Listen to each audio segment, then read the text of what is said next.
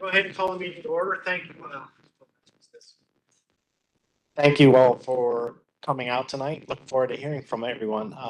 We're here tonight to listen to your testimony. We're not here to take questions and get into deliberations and debates, but we want to hear from you. We'll be going back over a lot of this information next week. We're meeting. We have another meeting where we'll go back through all of this, and we're still in our learning process here as a group. We've had presentations for the last couple of months, and we have another roughly month or so to go where we hear presentations from various people within the county and some coming up with outside of the county that have moved their APFO into new directions that we're going to hear from in Montgomery County specifically. So for each person that would like to testify, you'll be given 3 minutes. I'll be keeping track. If you're in the middle of a thought and you're wrapping up, I'm not going to cut you off. We don't have 50 people signed up here to testify, so we should be able to get through it reasonably well. So I want to make sure, Linda, we do have a quorum, correct? Yes, so we do have a quorum. 12 members are present. Okay, great. So we're going to do this in 2 stages. Linda Eisenberg is here. If you haven't met her or been in her presence before, she's the Director of Planning and Zoning in Howard County. She's going to give a short presentation on APFO, what it is, what its history is in the county, and then we will default right away to your question or your comments for each of you. Linda will be calling groups of 3 to the microphone at a time, just to keep things moving along, and then we'll go from there. So that said, Linda, go ahead.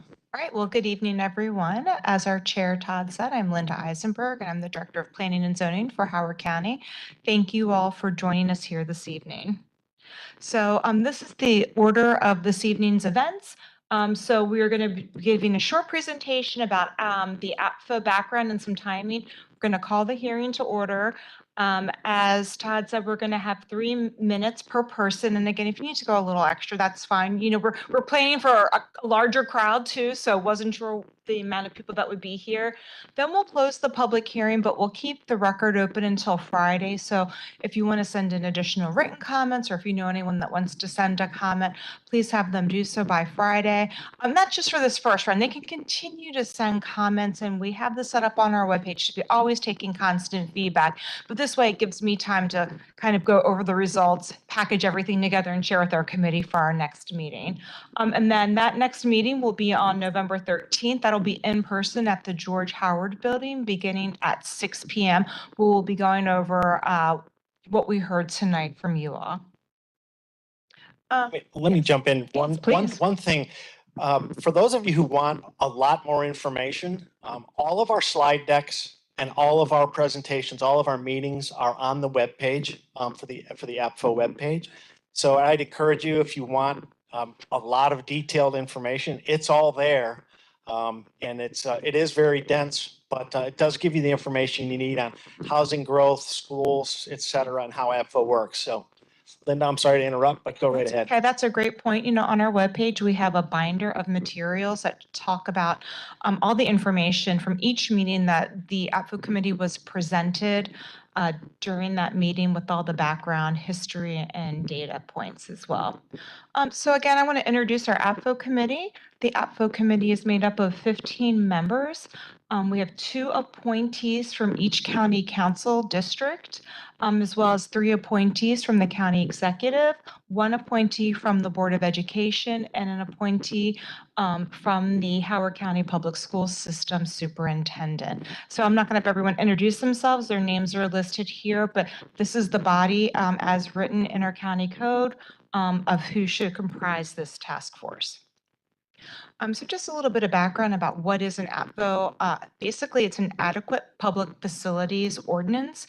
And really, it is to make sure that your public facilities, your water, your sewer, your roads, your schools, things that the county provides as a public service to its constituents and people that live here, adequate ability to utilize those. So, you know, simply said, it's at making sure that the roads aren't congested, that classrooms aren't too crowded, and that development cannot be improved until this is corrected. That's the idea. The idea is to pace development with public facilities. And so the application of an APFO must be associated with a funding source or mitigation effort to remedy whatever constraints the constraint on growth approval might be. So this was from the Maryland Department of Planning under their APFO models and guidelines. So basically, it's just again to pace development reasonably with the public facilities that are available for the community. And so then why are we here and why now? So last year in 2023, Howard County Planning with the County Council adopted HOCO by Design, which was our 20-year plan, our 10-year plan for a 20-year planning horizon. Part of that is in the county code is once that plan is adopted, you have within 1 year to convene this APFO task force. This was the first APFO task force that the county's undertaken that has fallen under this new law. New parts of this law and county code had to do with the composition of the task force to be the specific membership composition, as well as when this committee would start and when it would end. So this committee has 12 months to basically review all the background information and materials and then make recommendations to the county council for their eventual adoption into the county code. So again, this group has 12 months to review all this material and make recommendations and forward that to the county council. So again, the recommendations of this report will help provide a predictable planning environment for the provision of adequate road facilities and adequate public school facilities required as tests that these subdivisions and commercial developments need to pass as part of site or subdivision plan approval. So there's 3 tests that we have in Howard County. The first test is our housing allocation chart. So basically when we adopt a plan, we have different columns within this chart that are geography and policy based that give out basically housing units per each area per year of this chart. So that's the first test. Is there allocation for your type of housing and where it's located to be built? If it passed that test, the next test is the school's adequacy test. So then when development subdivision comes in for housing specifically, we look at the chart, we look at the adequacies to say, is this school open or closed for the elementary, middle, and high school levels? So that's the second test it has to pass. If it passed that test, the third test is roads. And roads isn't an inadequate or adequacy test. It's more of if it's not meeting the level of standard, then at that time that development comes in, then different mitigations have to be made.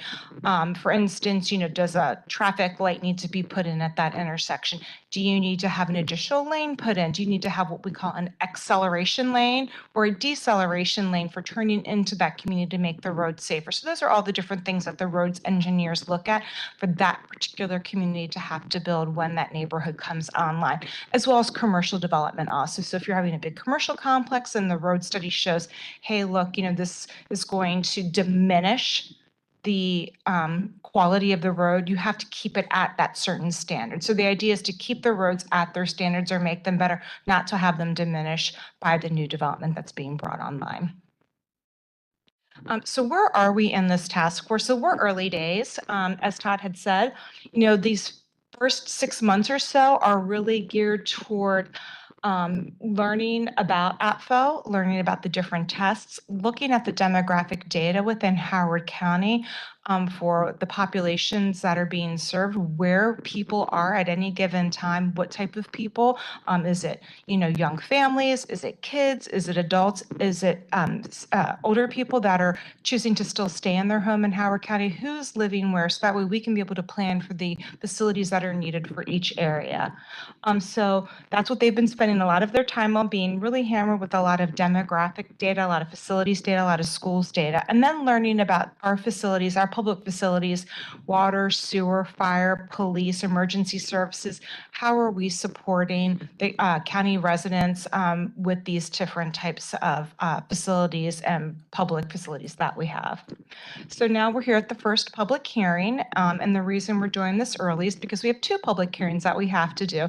And so we're going to do at the beginning of the process to hear from you all to get your input. So as the committee begins to make their recommendations, they can hear from the community to know, okay, well, maybe we need to reconsider some things, or maybe we need to bring in some other information, some other data points to be able to make decisions based on the comments that we've heard.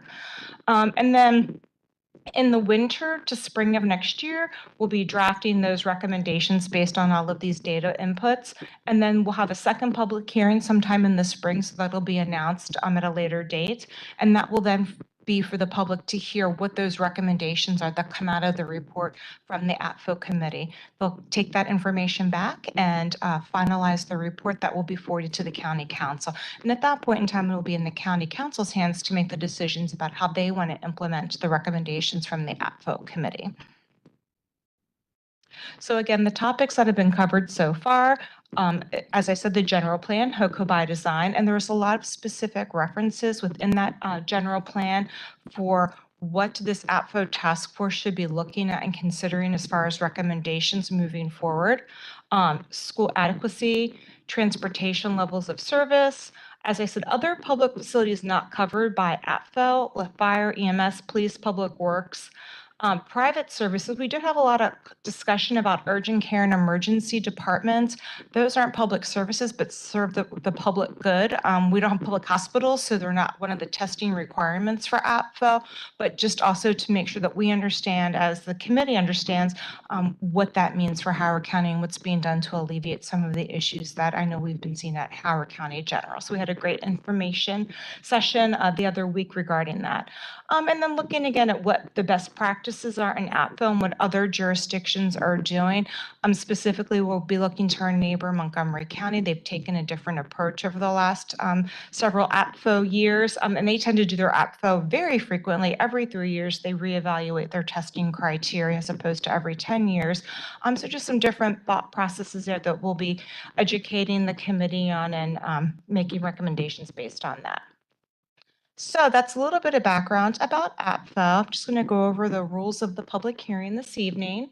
So again, those testifying will be called in order of which you've registered to sign up. So if you pre-registered and I have you on the list, they'll be the first names called, and then anyone who's walked in since, I'll call your names after.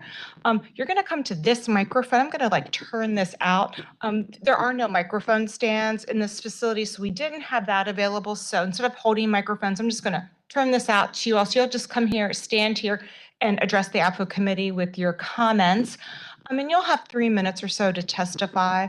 And then again, I would just ask, not that everyone's not, but always just a helpful reminder, let's just be respectful of everyone speaking. Let's everyone have their thoughts heard, and just refrain from any outbursts or clapping or any other distractions, whether you're for something or opposed for something. I think we're all here to hear everyone's voice equally, and want to make sure that the APFO committee is hearing your message as well. So with that, that is all I have. And I'm going to turn it back over to the chair. And we also are going to have our timer set up. So I'm just going to go ahead and I'll just leave this up, Jeff, if that's okay with you. And just it'll be a blank screen. Whenever you're ready to call the hearing to order. Okay, you ready?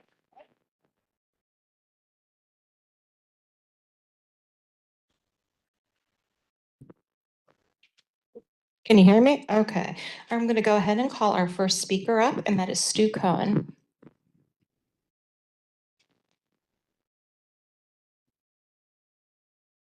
And I don't think Linda said, but if you would provide your name and address for the record, that would be helpful for us. And so you have the timer here. Again, take your time, but you'll see the lights go green, yellow, red as the time counts down. No pressure.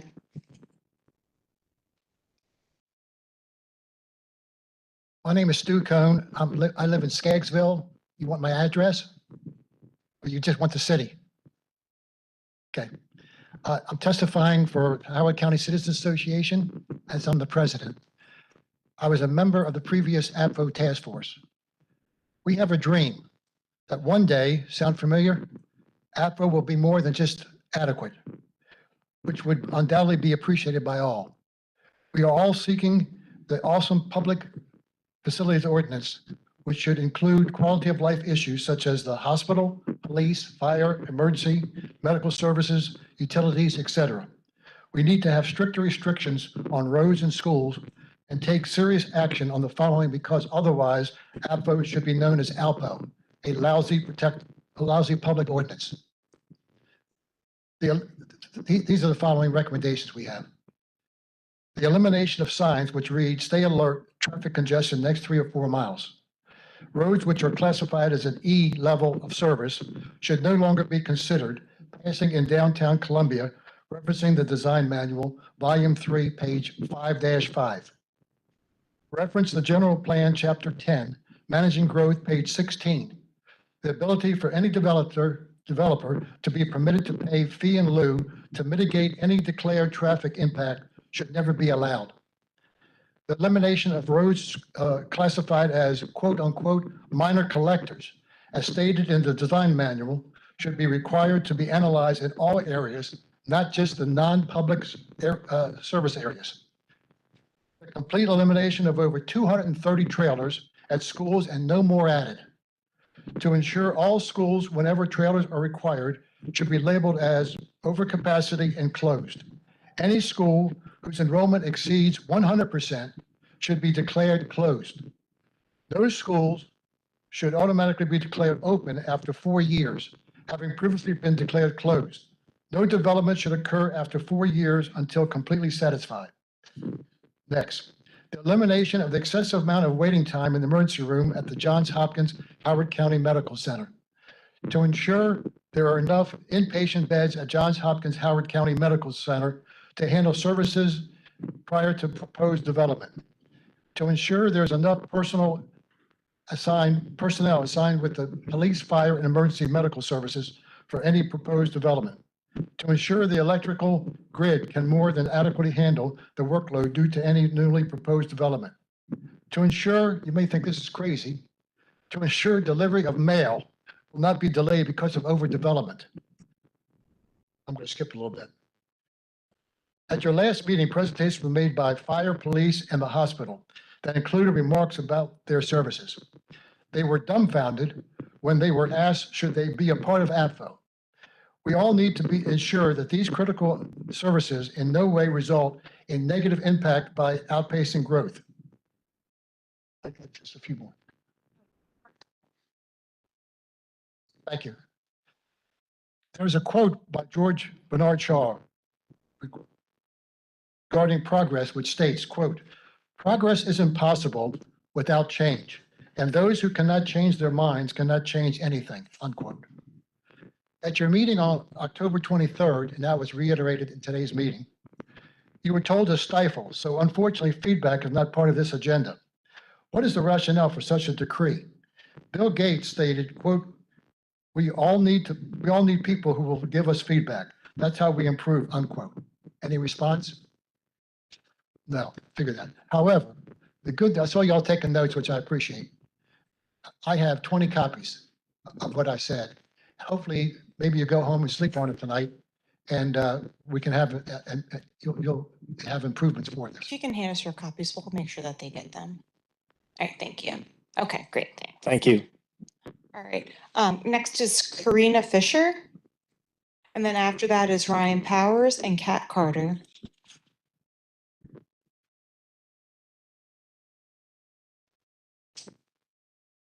Hello. Just go ahead and start. Okay.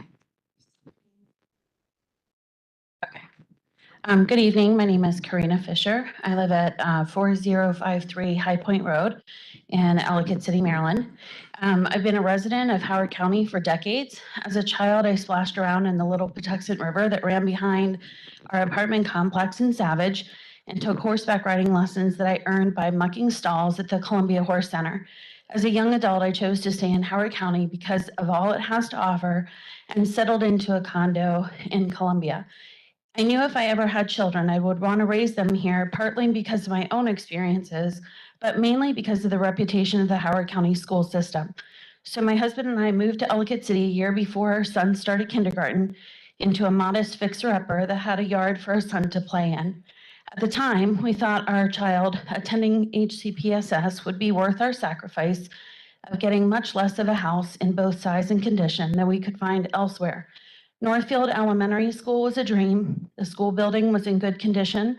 The teachers and administration administration are amazing, and the school was at capacity. We were so incredibly happy to see our child thriving. But during those first couple years in HCPSS, a redistricting effort to shuffle over 10,000 children began. Neighborhoods were going to be split down the middle of the streets. Kids were going to be bused to schools that were beyond, others that were closer. Adult relationships in the community that rely on each other for emergency pickup, drop-offs, aftercare, before care were going to be severed, and children who are learning to form their own friendships were going to be stripped of those. It seems so bizarre to me that the school system that I thought was so dedicated to children in not only their academic experience, but also their social well-being would propose such a disruptive and destructive process that would impact almost 20% of its student populations.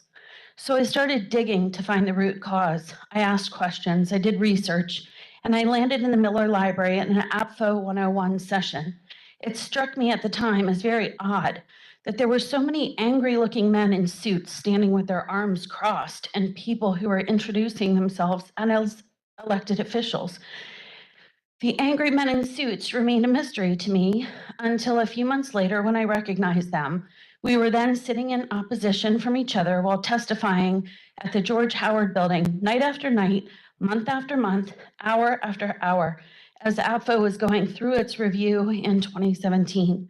Turns out they were the greedy and profit-driven developers who were incensed at the thought that development could be interrupted or even paused in favor so that our school system could get a little breathing room and give a capacity, a chance to thin out a bit versus ripping 10,000 children away from their school communities and causing chaos and unpredictability for our families.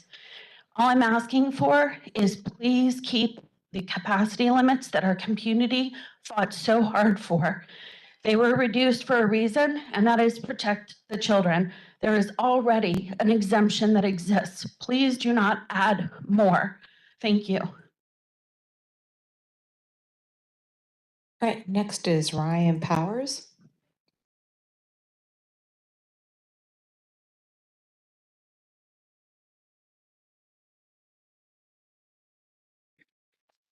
Hi, I'm Ryan Powers. I live in Glenwood, Maryland. So I'm going to assume that many of you are parents, and I want to ask you a question. Do you think that we have adequate schools? Hundreds of millions of dollars in deferred maintenance, 200 plus trailers. Class sizes increased last year. This year they may as well. They may again. Is this acceptable for your kids? Many students are already over at 100% capacity limits in crammed school buildings. So I'm going to take the Southeast as elementary schools as just an example, but you can really look county-wide and see the same kind of effect. So Gorman Crossing, over 17 students. Forest Ridge, 42. Laurel Woods, 24. Atherton, 100 students over capacity. Hammond, 107 students. Bowman Bridge, a Title I school, 150 students over capacity. There are 889 housing units currently slowed in the schools test districted to Bowman Bridge, including 134 affordable units. The county's methodology is an underestimate that is saying there will only result in 94 additional students. Unless there are specific covenants during development, that's not going to happen. Massive redistricting is also not going to solve our infrastructure problems either. Where are we going to get this money without new development, say people who want to strip APFO? A new elementary school for the Southeast has been on the long-range capital budget plans since 2015. Have they ever showed up before to ask for school needs? First, show me the data that this will be a net benefit to our schools, accounting for the cost of needed seat construction and cost per student. Second, developers in the county should all be paying more using dedicated revenue streams. Frankly, we should be too. Third, fix what we broke first. People are saying they care about schools, but want unlimited housing development, and magically we pay for this with increased fees? How about getting the funding first? This is robbing Peter to pay Paul. It's what got us into this situation in the first place. Breaking APFO will only make it worse. I believe that affordable housing is an admirable goal. but it shouldn't come at the expense of schools. There are many county government programs to make housing more affordable that don't rely on the dissolution of one of the few protections 57,000 students have to receive a free education and quality buildings and classrooms. Exemptions, because a certain percentage of affordable housing might not even go to the same people in these developments. Developments can pay a fee instead of building affordable housing. They can swap out the location of affordable housing. They are able to give lip service to the idea of affordable housing. We have better legislative methods to accomplish actual affordability. We don't need to tear down APFO. We need to strengthen it. Please act like your children's schools are being targeted for this. Thank you. The next person is Kat Carter, then Jackie Ng, and Lisa Marini.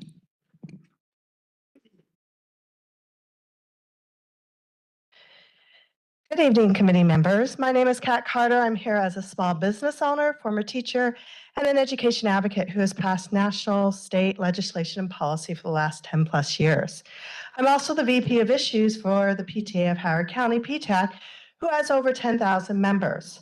To be clear, the PTA of Howard County stands for no school above 100% capacity, increased education funding, and stronger APFO. Our local state and national PTA are against any effort to weaken APFO and to increase overcrowding, class sizes, and redistricting pressures in our schools. Just to let you know, in Montgomery County, 17% of students attend private school. In Howard County, it's only 7%. Do we really want to increase that number and be more like Montgomery? Our APFO is our best tool for ensuring development aligns with the infrastructure capacity. So where is the HCPSS data that shows that raising class capacity, school capacity, increasing enrollment, or cutting school funding helps students succeed? I've taught in overcrowded classrooms. It is significant, the impact.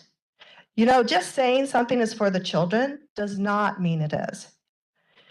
Howard County Public School has $800 million in deferred maintenance and has been struggling to manage to raise the operating and capital cost. So far, it's been the taxpayers and bonds footing most of the bill for Howard County capital budget funding. We are against any effort to raise school capacity limits or allow developers to bypass the 4-year APFO waiting period by a pay-to-play fees. We are against increasing density without the funding needed to increase overcrowding and redistricting and the impact on public facilities. As a small business owner, I understand the importance of growth, hiring, and expanding for revenue. I deal with it every day. However, if I grow too fast and lack the funding to sustain essential services and support, then my products, quality, and reputation will suffer, and I will lose customers. Howard County's #1 product is the schools. It has been an economic win for decades. However, because elected officials spent money on other things and pet projects, they have failed to continue to invest and sustain the quality of our schools, and the cracks are showing. If Howard County schools lose their reputation, then people will live someplace else with less taxes and better schools. And our property values and community will struggle as a result. Thank you. All right, the next speaker is Jackie Ng, then Lisa Marini, and Dana Soar.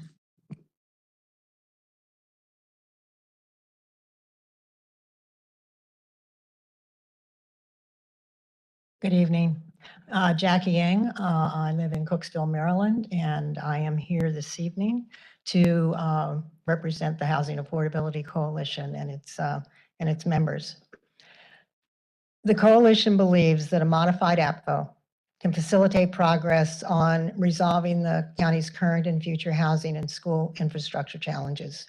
To that end, we offer the following recommendations. Recommendation 1. Incentivize creation of the HOCO by Design general plans annual target of 340 affordable housing units by adopting mechanisms to make the development processes more efficient. Specifically, and let me also say that we've submitted longer testimony that puts narrative and background around each of these recommendations, so I encourage you to take a look at that. So specifically, we recommend exempting from the APFO schools test new mixed income, missing middle and other affordable rental and homeownership housing that generates at least 25% of units for households earning less than 60% for rental and 80% for homeownership of Howard County area median income. We also suggest exempting projects within 3/4 of a mile of a rail station, state-owned historic properties and industrial lands that qualify for a density bonus under Maryland's Housing Expansion and Affordability Act of 2024, particularly in areas designated by the general plan as focus areas for growth activity centers.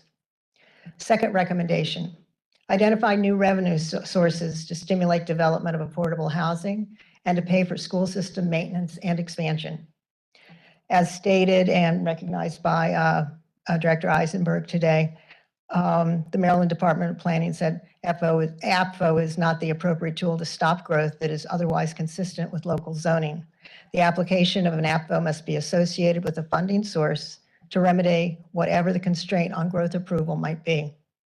The coalition is very much aware that there is almost no appetite for raising fees or taxes, yet the county is projected to face a $1.4 billion plus deficit within the next 5 years. A policy that deliberately limits growth from surcharge, income, and property tax revenue, and at the same time demands improved service is unsustainable. Any examination of growth control should reasonably consider new funding sources. APFO's current approach of looking at setting school capacity limits should be broadened to include examining the pros and cons of new revenue generating streams, such as increasing or restructuring the transfer tax and or recordation fees, with the new revenue divided equally between schools and affordable housing. Modifying the APFO schools test so that projects enter the waiting bin when a school is at 115% to generate more state funding for new schools.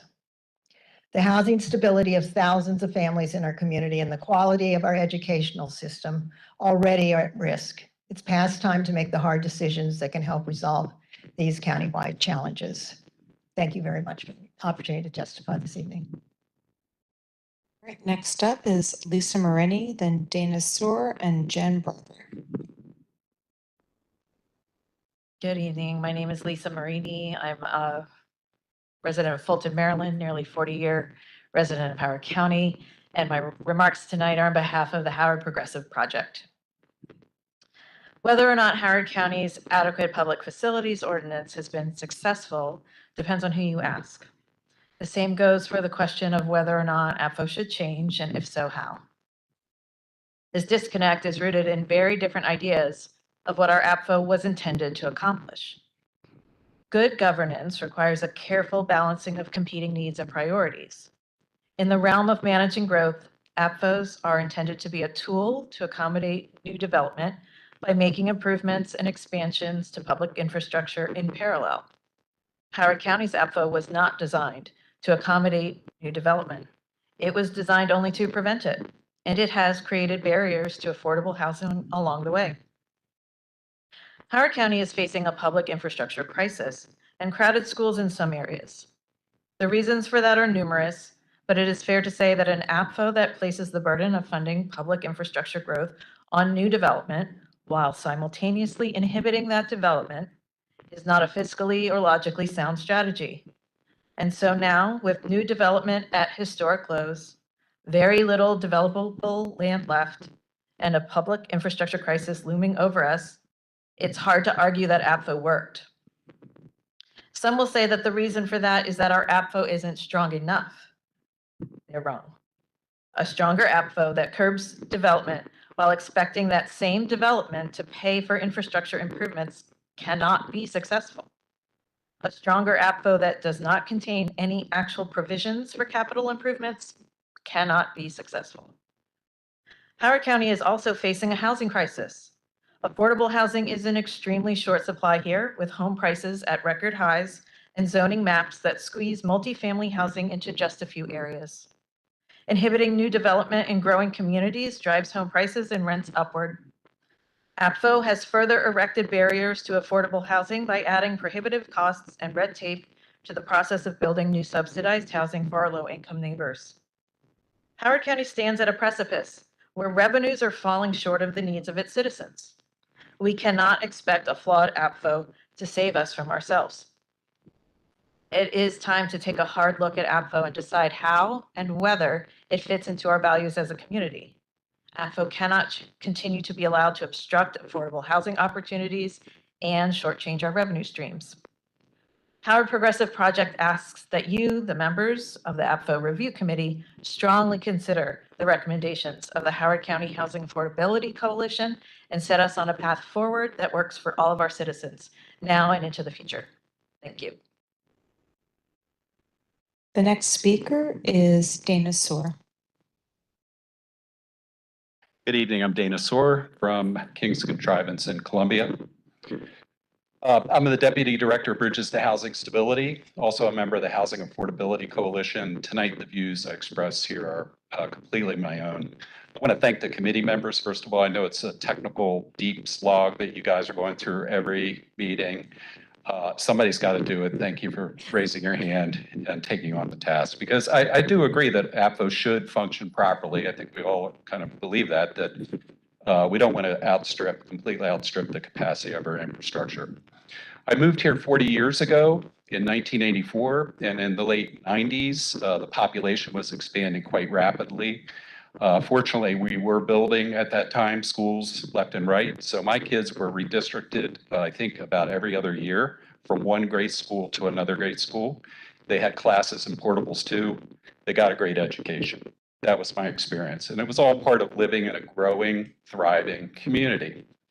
As this committee moves forward, I ask that you keep humanity centered in your work, because I know you're dealing with a lot of data.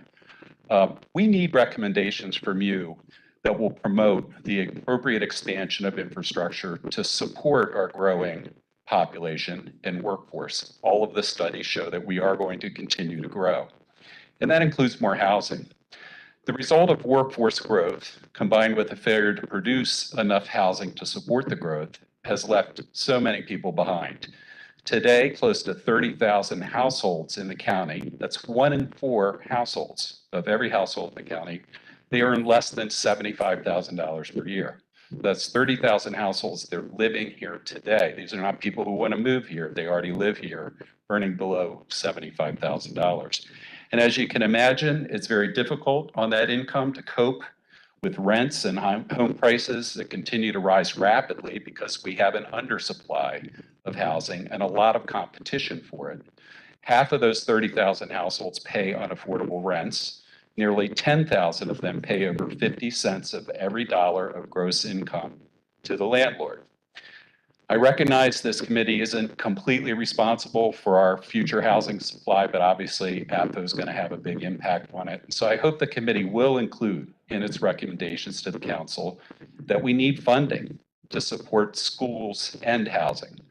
The Housing Affordability Coalition, as you heard, has proposed some recommendations, and I'm sure your research on best practices elsewhere will yield ideas too. One idea, completely my own, may be naive, but I would ask that you recommend to the council that we seek approval from the state to apply an infrastructure impact fee on buyers only of higher end homes. About 2/3 of all single family homes in the county today don't have any school children. And as those homes begin to turn over, more students are coming, and no amount of controls of APFO are going to do anything to stop that. So an impact fee paid by buyers at closing could help support the expansion of infrastructure, including schools and housing. Thank you. The next speaker is Jen Broderick, then Christiana Rigby, and then Jessamine Duval.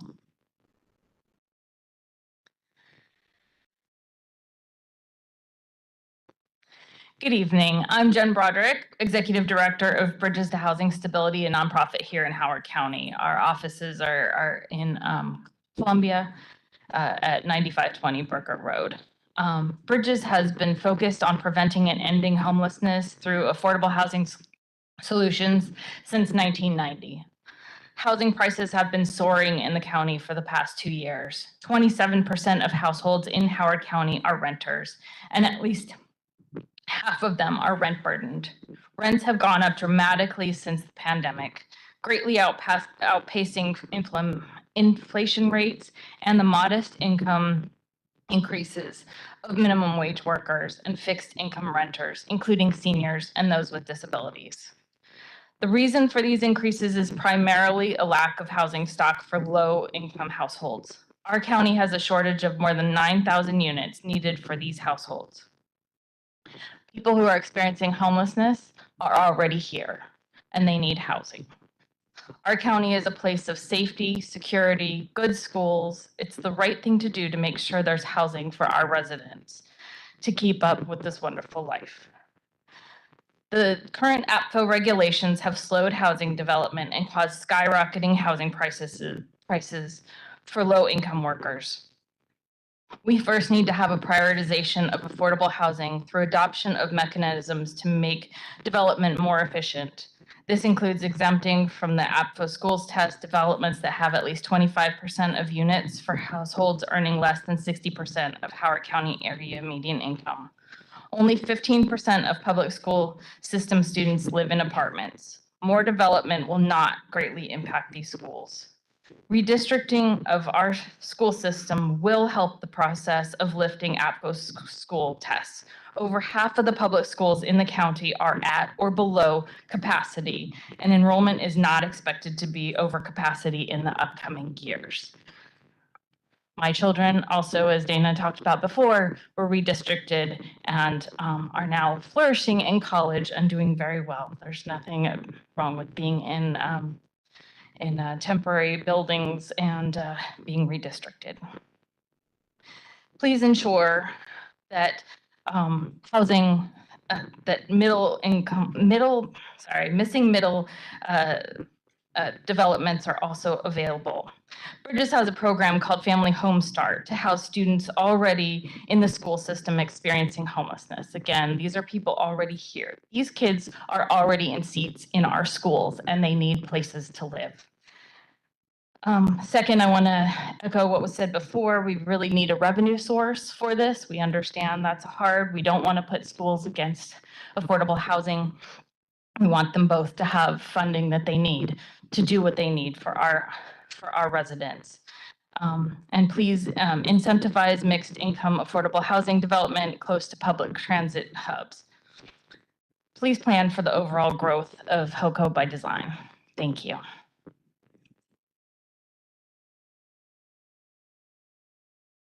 The next speaker is Christiana Rigby. Okay, we'll try it this way. Thank you all, and thank you all for your attendance tonight, everybody in the room, but also on the task force. I am Christiana Rigby. I'm also a council member for Howard County's District 3, where you are today, but this issue is so important, and I really wanted to be here with everybody in this room to talk about it because it drives many of the outcomes that we experience in our communities.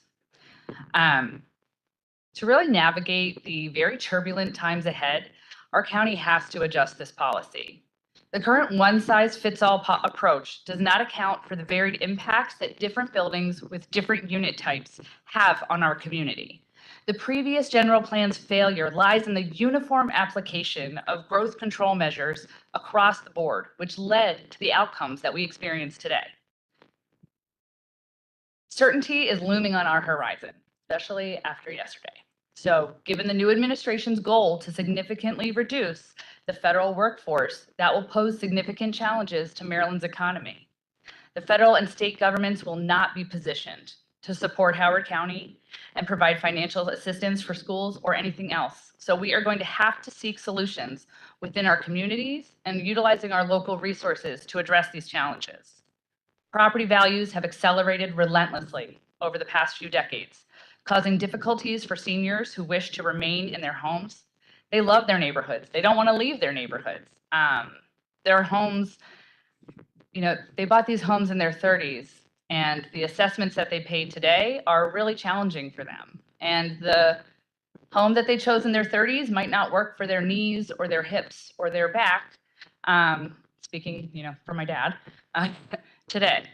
And so the other challenge that we have is that we have children who are raised in our community, but they face market pressures, and so that they have to live farther away from their families, much farther than they would prefer. We have to strive to improve the lives of all of our neighbors, regardless of their age or stage. School budgets are strained across the state, struggling with both operating and capital costs. These are primarily funded by property and income taxes, and raising taxes is not the ideal solution. Instead, we should focus on constructing housing that meets the demand for studio, 1- and 2-bedroom condos and apartments. I encourage everyone here who's interested in this issue and concerned about school overcrowding to read and understand the data contained in the pupil yield report that was recently prepared by Mr. Jeff Bronow in DPZ, and I am happy to email it to you if you want a copy. By welcoming new neighbors, we can generate resources to address our challenges without burdening our existing community or overcrowding our schools. The existing APFO inhibits our redevelopment of village centers like Longreach, Oakland Mills, and Owen Brown, and other areas that we want growth and revitalization to occur. In conclusion, and if you forget everything else, this is all I want you to know, our current one-size-fits-all APFO policy restricts us from having the necessary resources to tackle our challenges. I urge you to remember this crucial point as we move forward in addressing our community's needs. Thank you. Oh, time. Thank you. Perfect timing. Justin and Duval is not here, so I'm going to call Fran Lopresti. And then after Fran would be Mandy Heinel and Amy Shane.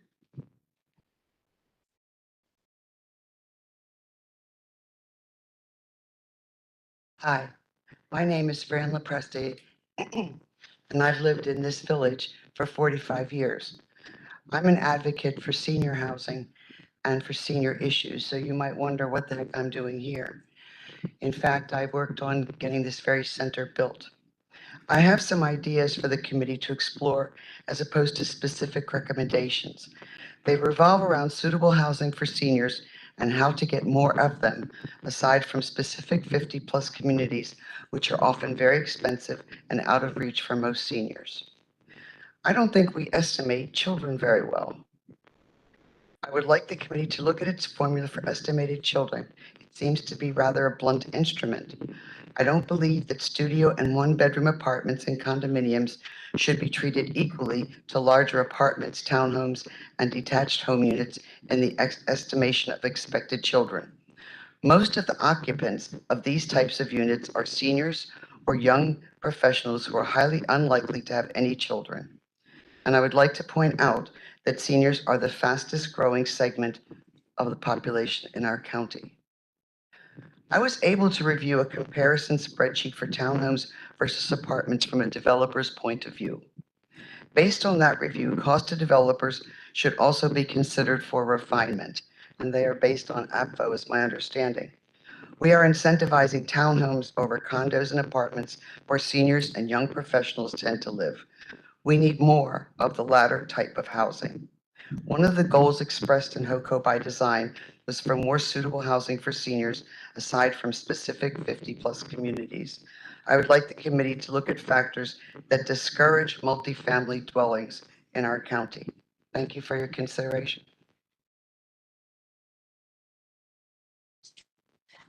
The next speaker is Mandy Heinel, then Amy Shane, and Joe Zarafa.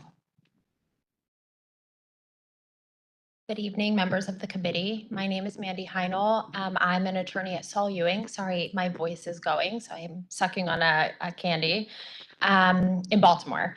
So I'm here tonight to echo really what the last two speakers said, but with a little bit of a different perspective. I've spent the last 15 years in government before shifting to the private sector and worked on housing policy in neighboring counties and in the US Senate.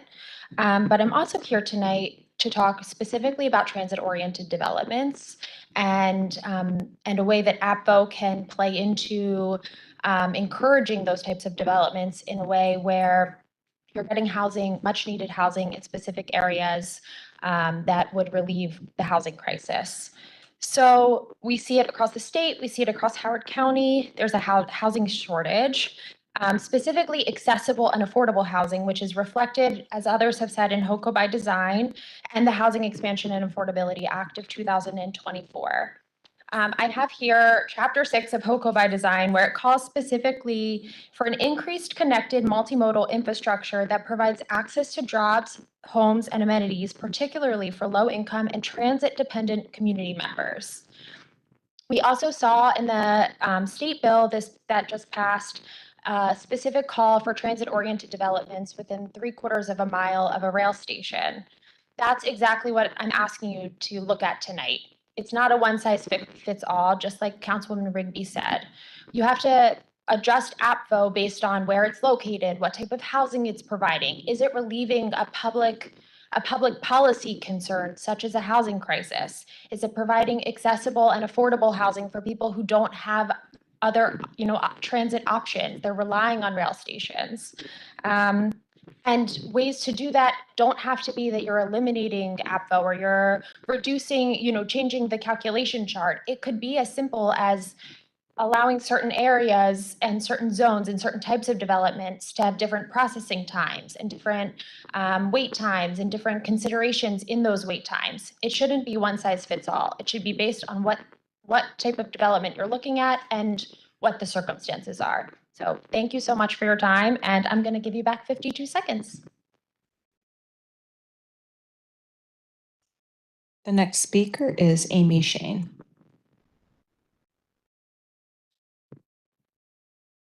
Good evening. Thank you for your volunteering your time to do this. I just moved here 2 years ago from New York with my husband and my 2 children. We're not wealthy people. He works in nonprofit, I work in nursing home advocacy, and we hustled to be able to buy a single family home in Ellicott City near some reputable schools. And it has been a shock to us over the past couple of years watching all the townhouses suddenly building in between us and the schools and being told that we're going to have to take our kids out of their schools, away from the friends that they have made, and ship them 20 to 30 minutes away, especially when we work and after school, we're not going to necessarily be able to pick them up a half hour away from our home, which means they won't get to do the activities that they love anymore.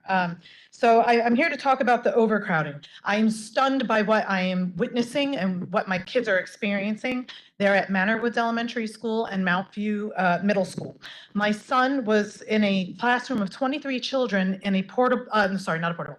He was in a resource classroom. This was not a classroom meant to teach children in.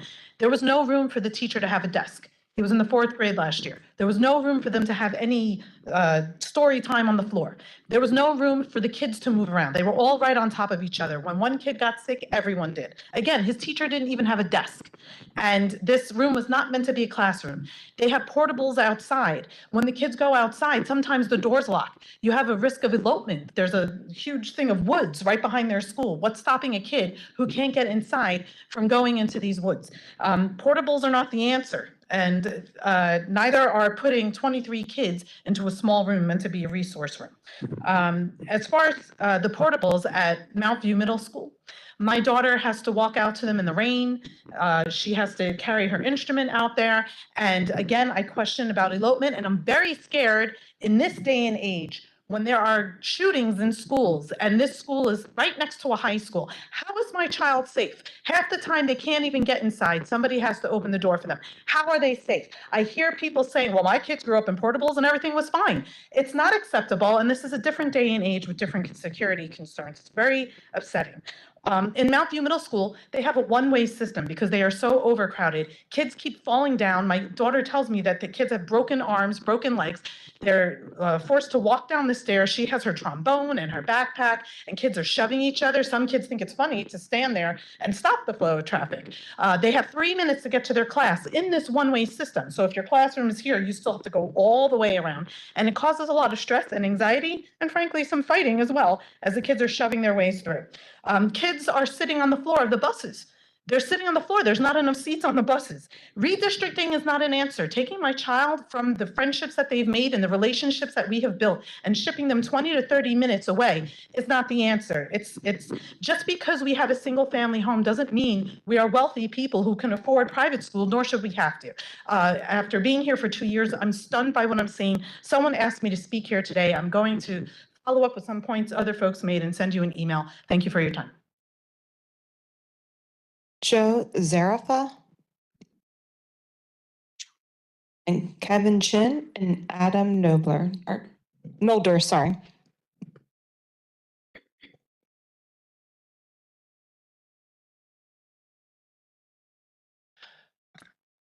Good evening. I am Joe Zarafa, living in the downtown Columbia area.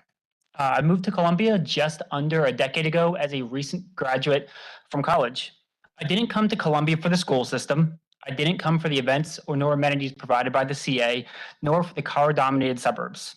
I moved to downtown because of the walkability, the convenient location between Baltimore and Washington, D.C., the lively music culture provided by Meriwether Post Pavilion. After learning about the downtown Columbia master plan, I was hooked. I was staying in Columbia at that point. When people think of young professionals moving to the DMV, Columbia is not really the area they think about moving to. Over a year ago, I started a social group for people in their 20s, 30s that live in and around the Columbia area. In that time, we've had well over probably 500 people show up to this event. We have monthly events that average about 100 young professionals in 20s, 30s living in and around the area.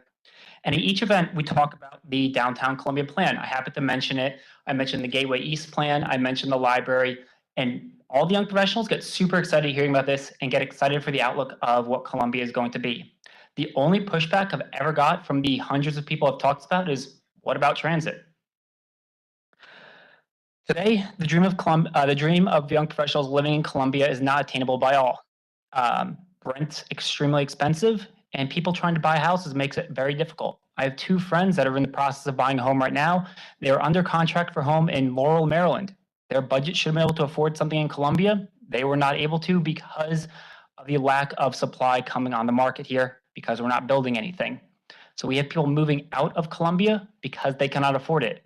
People that want to raise their families here, people that want to make this their permanent place of residence. We talked about the projects in Columbia, the library, Gateway East, and downtown Columbia Master Plan. These projects, we're not building them for us. We're building it for the future generations that come after us. These projects take time. It's going to be years before they come to fruition. We should be thinking about the people that come after us, not just before us. Thank you. Next speaker is Kevin Chin.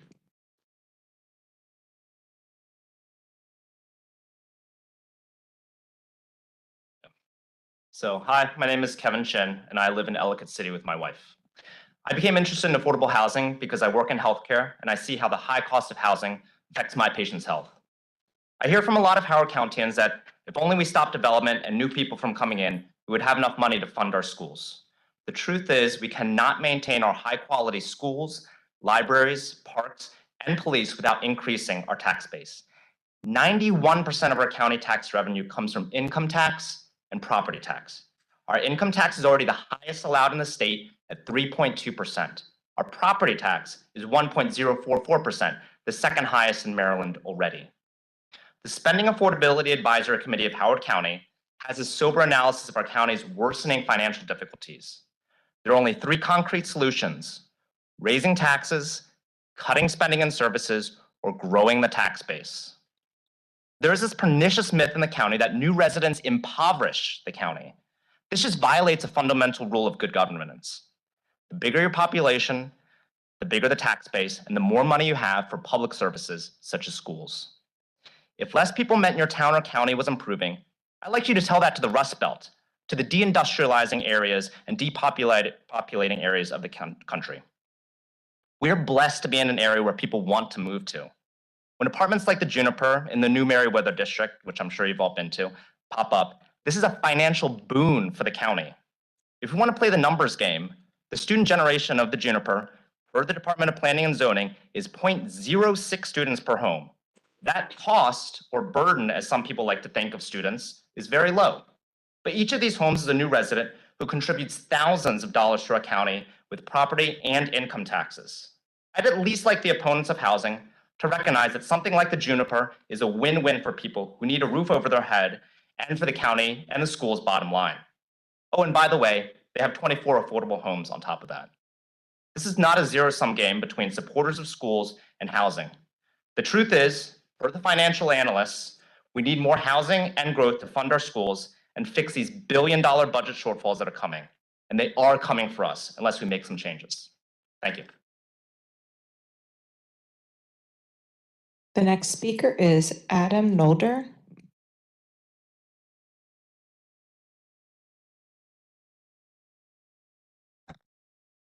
Good evening. My name is Adam Nolder, 5397 Twin Knolls Road, and I represent Howard County Professional Firefighters Association. And our members are the approximately 500 professional firefighters, paramedics, and lieutenants who staff all of the county's 14 fire stations 24 hours a day, 365 days a year. I'm here to advocate for the inclusion of public safety, specifically emergency medical services, in the adequate public facilities ordinance. 2 weeks ago, Department of Fire and Rescue analyst Danielle Goodwin presented statistics to this committee. One of the most important, in my opinion, was that in 2023, 58% of the patients treated by DFRS paramedics and EMTs were 55 years of age or older. This should come as no surprise as our healthcare needs increase as we age. There needs to be consideration for how an ever-increasing aging population and the building of age-restricted communities, assisted livings, and nursing homes impacts the delivery of emergency medical services. In recent years, Howard County has seen the development of large senior living facilities on Martin Road, Washington Boulevard, Route 216, Marriottsville Road, and Frederick Road. A new Erickson Senior Living community is planned on Shepherd Lane in Clarksville, and this will potentially be the largest facility of its kind in the county. These facilities each generate hundreds of calls for service throughout the year and sometimes generate multiple 911 calls at a time. That, combined with long hospital wait times and having to transport patients to hospitals in other counties, has and will continue to increase response times for ambulances and paramedic transport units, or cause Howard County to rely more heavily on mutual aid from our surrounding jurisdictions, most of which are experiencing the same issues.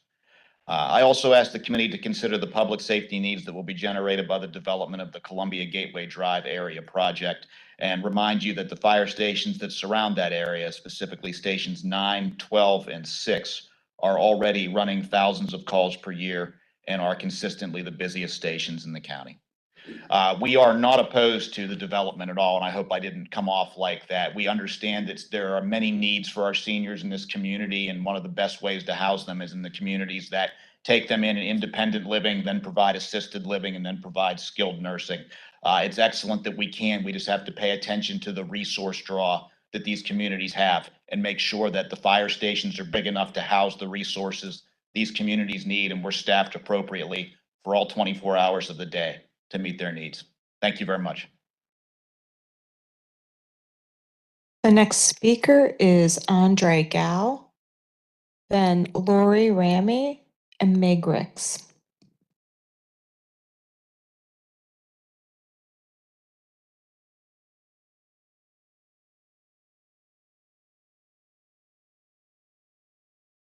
Hi, good evening, committee members. I'm Andre Gao. I'm living in Ellicott City. I have been in the residence of this county for 24 years. I'm here today to speak about the school capacity test for the AFCO. I believe this should be the priority to test when you have a new development. We know that currently our school capacity measure that is not as accurate, because if we take out all those portable classrooms, that the number will be different. And then we also have many schools that are so old and they are beyond the usable life.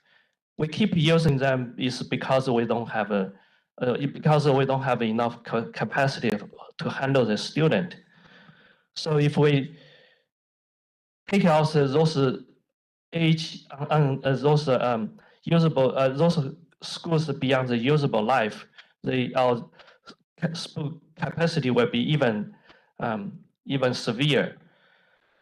And I appreciate your consideration for the affordable housing, but how about affordable education for our student? Because we have the hundreds of millions of deferred maintenance, and we don't have the money to build the new school to house for those students in this overcapacity schools. And if we just consider the housing for our new resident, if we don't consider education, then we don't give them a future. We're keeping them at the work that they earn the minimum wage that will damage their future. I think we should consider give them the better education first. So that please, when you consider the affordable housing, also consider affordable education for our student. Thank you.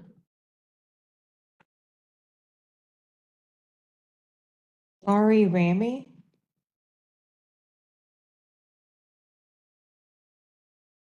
Hello, my name is Lori Reamy. I live in Elkridge. I would just like to urge this committee to not weaken APFO where it comes to these school capacity tests. Our schools are already very over capacity, as we all know, and I do not think they should be weakened. In fact, I think they should be strengthened to make the capacity be 100%, not over 100%. And that's all I have to say. Thank you. Meg Ricks.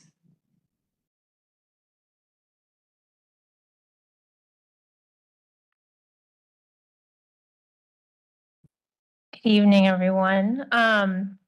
Meg Ricks. I live in Elkridge, close to Route 1.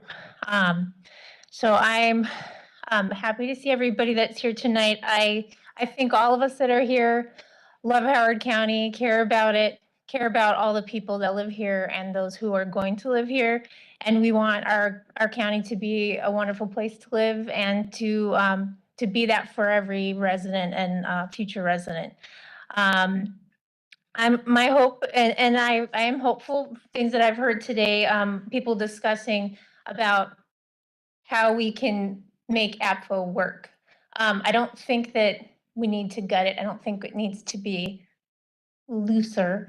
But I think that there does need to be more put behind making sure that as we have the needs, we're actually having the resources to address them.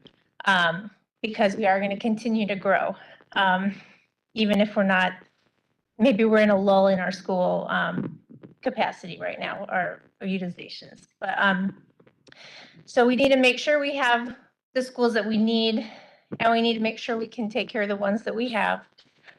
Because I want us, and I think you all want us to be able to welcome every student, regardless of where they live or how much their housing costs them, to a school that is adequate for their needs and that has a place for them and all their classmates. Overcrowded schools are not the ideal place for learning. As a young person growing up in Chicago, I was in a very overcrowded, very old school building in a very high poverty neighborhood. And that was not a good place, a good situation for learning.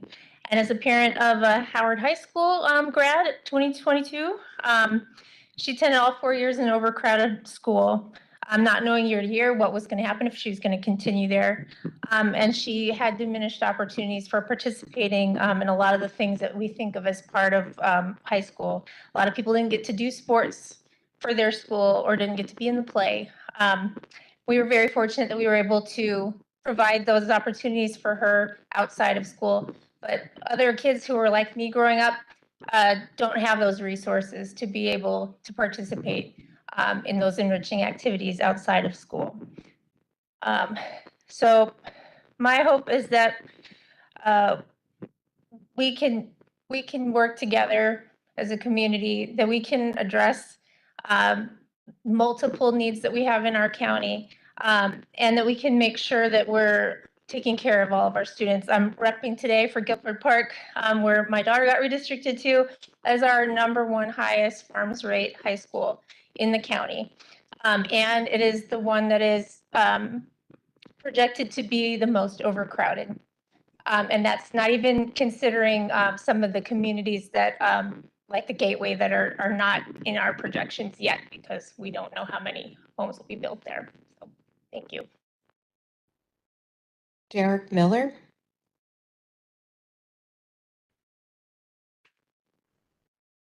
Good evening. I'm the Reverend Derek Miller. I live at 3691 Rogers Avenue. I also serve as a priest at St. Peter's Episcopal Church. I'm speaking in my capacity as a resident and as a clergy member here in Howard County. I wanted to thank you all for your work and your attendance here tonight, and really appreciate hearing from all of our community members some of their valuable input. I really first wanted to share part of my housing story is the fact that I'm someone who also desires to live in Howard County, to be able to live in the community in which I serve. I have a partner who is also a professional who works in Howard County schools. We have a child, and we cannot afford to live in Howard County. The only reason I do live in Howard County is that my church subsidizes my housing and allows me to live here, for which I'm very grateful. That allows me to, as long as I am on my best behavior, allows me to continue to live in Howard County, by meaning the church doesn't fire me or read my testimony this evening. Just kidding. But I would love to stay in Howard County. I would love for my son to be able to continue to benefit from the schools. But as long as we continue to have this persistent housing crisis and we don't make the necessary changes to allow folks like myself to live here, our growth will slow, and families like mine will have to live elsewhere and perhaps choose to work elsewhere also. I want to be here.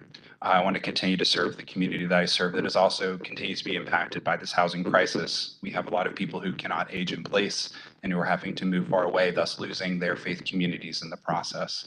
So one thing I wanted to mention as a way to, I've heard a lot of language around like gutting, weakening, strengthening APFO. I think what I would want to advocate for is making it a very specialized and precise tool.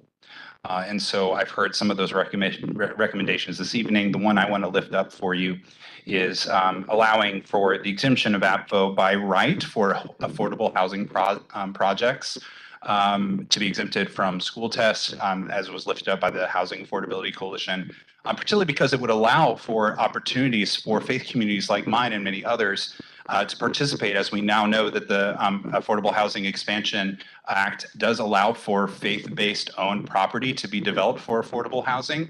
However, many communities find the current APFO restrictions an additional hurdle, one of many, to be able to have an expedited development process.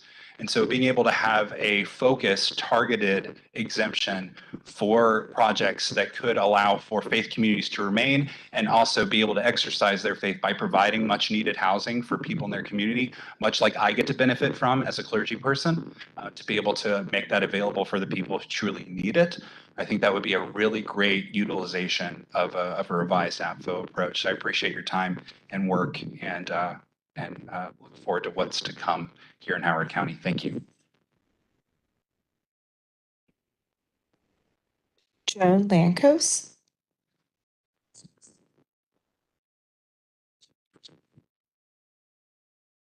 Hi, I'm Joan Lankos. I live in the Clemens Crossing area of Columbia. In the 90s, I served for 10 years on the Howard County Planning Board. And I also participated via my planning board role or as an appointee to the last 3 general plan task forces under their various names. Land is a limited resource in Howard County, and we don't have a lot of undeveloped land left. And what little we have, it seems like lately, is all going for people like me, 55 plus. Actually, I'm pretty far into the plus, but and they're very expensive. A lot of continuing care communities and other communities. And what's missing is, because that's the only thing that can be built because through APFO, because it doesn't have to pass a schools test, we lose a lot of opportunity for other housing that so that families can move here, or people that live in an apartment can maybe buy that townhouse or that single family. It used to be 50 years ago here in Howard County, everybody just sort of rolled on their way up. And that was what Jim Rouse's dream was.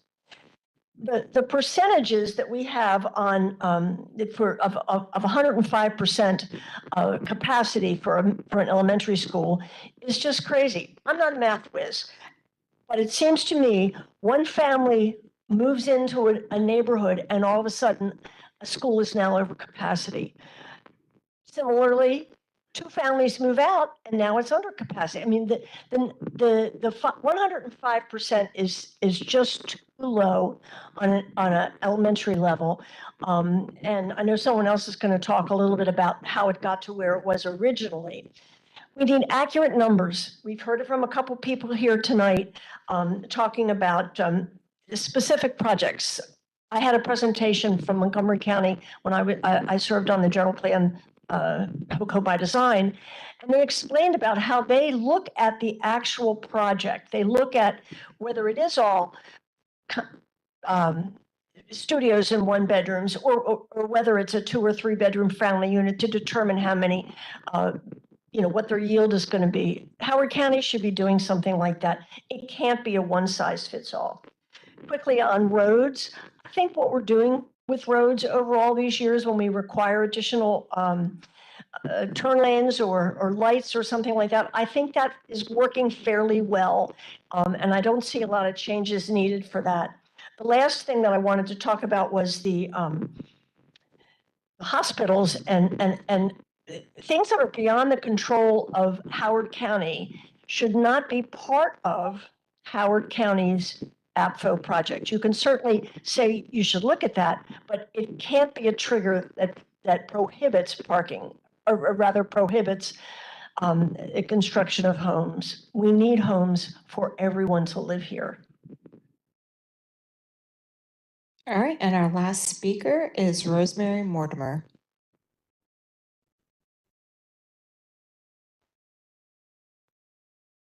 Good evening. My name is Rosemary Mortimer, and I'm a 41+ year resident of Clements Crossing. Thank you for your time and energy that you are giving to this project. I know how difficult it is.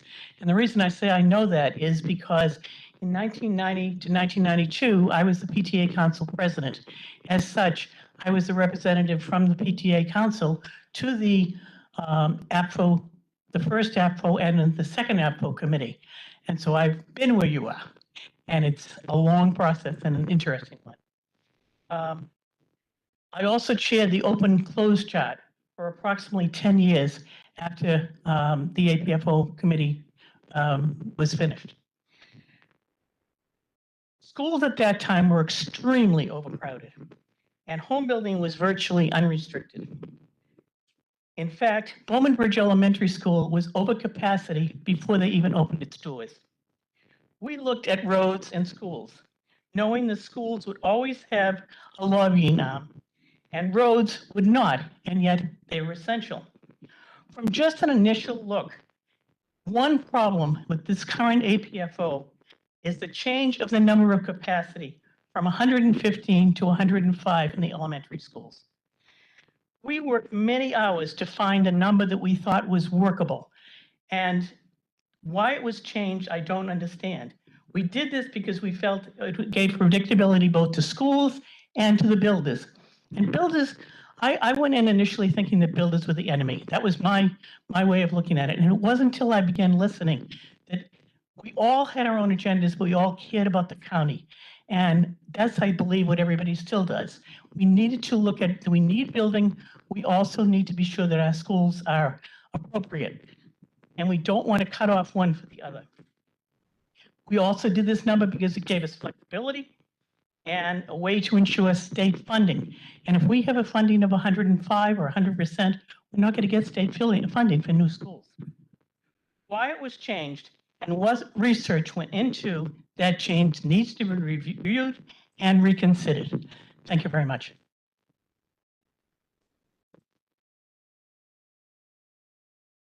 All right, that concludes all of our speakers signed up for this evening, and I'll turn the floor over to you, our chair. Thank you, Linda, and thank you, everybody. I mean, it's great to hear different stories and perspectives. Affordable housing is something that's on our mind, as are obviously the schools. So I think many of you made points that will be ruminating over as we get into our discussions as a group, which won't happen until sometime later in the winter or the spring. But I thank everybody for coming out. We do have our next meeting is it is next the 13th, next Wednesday night. That is an in-person meeting. It's in the George Howard Building.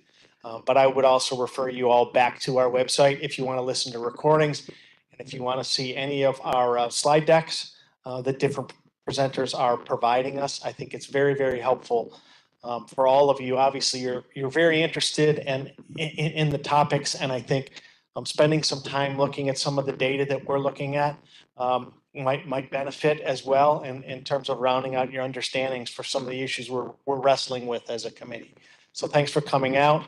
Hope to see you again. We will have another public hearing later in the spring, and we'll hope to see some of you then as well. Thanks. And just really quickly, we will be accepting written testimony again via our website. There's an email address there until Friday. So thank you so much.